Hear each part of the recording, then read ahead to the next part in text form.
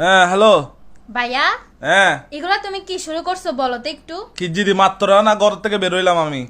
কি করতেছো না তুমি তুমি আমার বান্ধবীকে মেসেজ কেন দিতেছো? কোন বান্ধবীকে মেসেজ দিদি? কি বান্ধবী? তুমি বুঝতেছো না কোন বান্ধবী?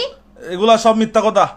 এ আমার বান্ধবী আমারে বলছে তুমি আমার বান্ধবীরে বলতেছো গুড মর্নিং গুড নাইট তো দেখা গুড করো। মর্নিং গুড নাইট বলা কি খারাপ? এগুলো তুমি কেন বলতেছো? এগুলো তোমার কেন বলতে হচ্ছে বুঝতেছি না আমি। তো এখানে খারাপ কি করছি? রাতে কল দিচ্ছ ওকে দেখা করতে বলতেছো, এটা তো খারাপ। আমার রাতে কলে গুলা বুলেট সাফ করে আর কি কি এখন কি কি তো কাহিনী? এখন আমার বান্ধবীরা আমাকে বলতেছে তোর ভাই শেষরা। আমাকে শাস্ত্রা বলতেছে যে হ্যাঁ তো তোমার থেকে কি অপমান লাগতেছে? এগুলো তোর থেকে অপমান লাগতেছে যে? তো লাগবে না তো অবশ্যই অপমান লাগবে। লাগলে গিয়ে আম্মুকে বলগা আমাকে বিয়ে দিচ্ছে না কেন? আমি যুবক বয়স যৌবন বয়স, আমি এখন 20, এগুলা হবে সমস্যা।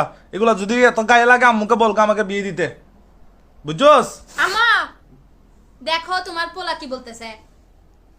কি হদ্দে শোনো এই ইচ্ছ হ্যাঁ কি হদ্দে এই ওর বান্ধবীকে আমি মেসেজ দিছি এলাকায়, তো ওর বান্ধবীকে ভালো লাগলে আমি দিব না?